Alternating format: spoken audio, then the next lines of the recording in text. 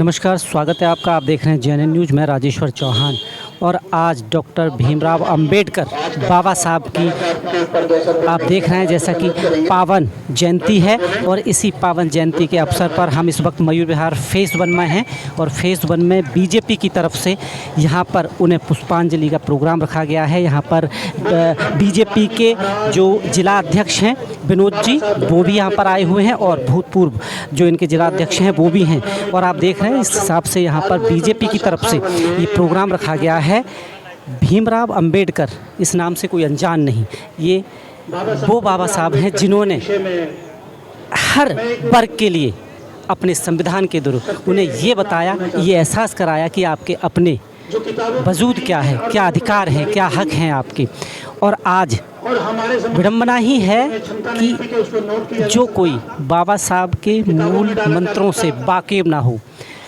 ये देश संविधान की जब बात करते हैं तो निर्माता जो बाबा साहब थे उन्हीं के अकॉर्डिंग ये देश चल रहा है। अब इनसे हम बात भी करेंगे, इनके विचार रखेंगे कि क्या कहना है इस मामले में इनका और जानेंगे आज के दिन क्या कहना चाहते हैं। बीजेपी के जिला अध्यक्ष साहब हैं हमारे साथ, हम आज उनके विचार चाहेंगे कि वो क्या कहना चाहते हैं। बहुत बहुत स्वागत है सर। डॉक्टर साहब, आपका क्या कहना चाहते हैं आज के दिन बाबा साहब की पुण्यतिथि? बाबा साहब की 132वीं जयंती आज पूरे देश और दुनिया में मनाई जा रही है। बाबा साहब का हमारे देश के संविधान निर्माण में बहुत बड़ा योगदान है और इस देश में जो पहली छुआछूत ऊंची नीची की जो प्रथा थी उसको ख़त्म करने में बाबा साहब का बहुत बड़ा योगदान है और देश के पहले कानून मंत्री रहे हैं। और ये बड़ा दुर्भाग्य भी है कि कांग्रेस ने बाबा साहब को जो सम्मान देना चाहिए था वो नहीं दिया।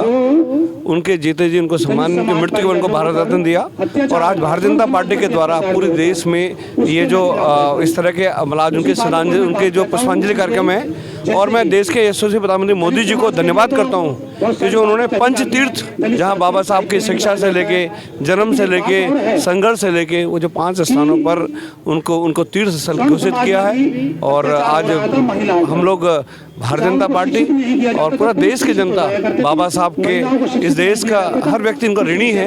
इस देश को नई दिशा देने में, देश में सभी लोगों को समानता का दर्जा देने में बाबा साहब का बहुत बड़ा योगदान है। पर डॉक्टर साहब, एक चीज़ अब आपको कैसी लगती है जब बाबा जैसे भारत रत्न उन पर जब राजनीति होती है तो कहीं ना कहीं दुख तो होता ही है कि बाबा साहब ने तो सबके लिए समान अधिकार की बात कही है पर उनको लेकर भी राजनीति करते हैं। देखिए, बाबा साहब के नाम से तो चाहे बीएसपी हो, चाहे कांग्रेस हो, चाहे सपा हो, चाहे कोई भी हो, सब ने उनके नाम पे राजनीति करी है। बाबा साहब के संघर्षों को, उनके काम के को सम्मान और उनके जो आदर्शों पे अगर कोई चला वो भारतीय जनता पार्टी और चली है। हमारे देश के प्रधानमंत्री मोदी जी ने, मैं कहता हूँ जब मैं 5 तीर्थ की बात कर रहा हूँ, पंच तीर्थ की, वो मोदी जी के कार्यकाल में हुआ।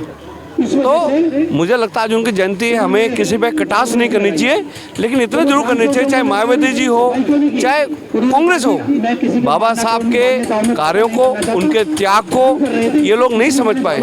ये बड़ा दुर्भाग्य है। लेकिन देश के यशस्वी प्रधानमंत्री मोदी जी उनके जीवन के संघर्ष को उन्होंने जहाँ, चाहे लंदन में जहाँ वो पढ़े उसको स्थल बनाया, माऊ में जहाँ उनका जन्म था उसमें किया, तो उसके लिए प्रयास कर रहे हैं। आज भारतीय जनता पार्टी ने पूरे देश में, देखिए दिल्ली में 13,800 बूथ है, बूथों पे आज श्रद्धांजलि हो रही है, उनके ऊपर गोष्ठी हो रही है, उनके जीवन के संघर्ष के ऊपर चर्चा हो रही है। जैसा देख रहे थे डॉक्टर साहब के विचार हैं और हम और चाहते हैं इनके भी विचार हैं। हाँ जी, क्या कहना चाहते हैं आज के दिन?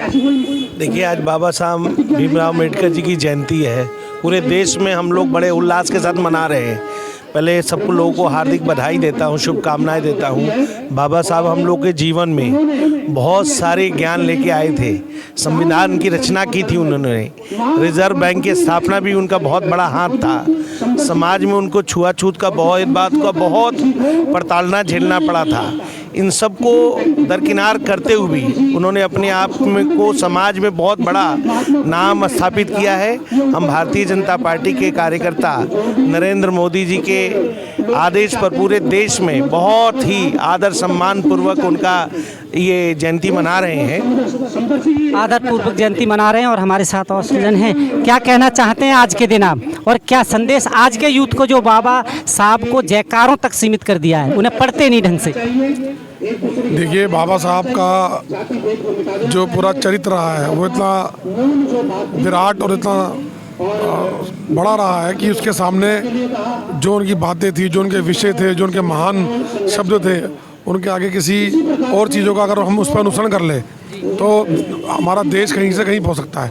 और आज की डेट में अगर हम कहें तो पहली बार मोदी जी के नेतृत्व में जिस तरह से उन्हें पंचतीर्थ का निर्माण किया, उस पंचतीर्थ जहाँ बाबा साहब ने शिक्षा ली थी, जहाँ बाबा साहब ने कुछ समय संन्यास के टाइम पे निकाला था, ऐसी सब जगहों को उन्होंने पंचतीर्थ के रूप में डेवलप करना शुरू करा है। और लोग वहाँ पर अब घूमने जा रहे हैं, सभी समाज के लोग वहाँ घूमने जा रहे हैं। और जिस तरह से बाबा साहब को एक ब्राह्मण, अम्बेडकर नाम उन्हें एक ब्राह्मण व्यक्ति ने दिया, उन्होंने इसी पूरी शिक्षा दीक्षा का काम किया और शिक्षा दीक्षा करने के बाद वो इतने बड़े स्तर पर पहुँचे। तो उनके जितने भी विषय हैं उनको हमें उनके पदचिन्हों पर चलना चाहिए। अगर उनके पदचिन्हों पर हम ठीक से चल सके तो देश कहीं से कहीं पहुँच जाएगा। देश कहीं ना कहीं पहुंच जाए। अपने अपने विचार और अपने अपने तरीक़ा से सबने बाबा साहब को याद किया, पर वाकई इस देश पर ये ऋण कहेंगे उनका कि जो लोग अगर उन्हें नहीं जानते या उन्हें नहीं समझते, आजकल का माहौल ये है कि जयघोष तक सीमित कर दिया है। बाबा साहब ने जो लिखा है शायद लोग उसको ठीक से पढ़ नहीं पा रहे हैं। उन्होंने कहा था कि आप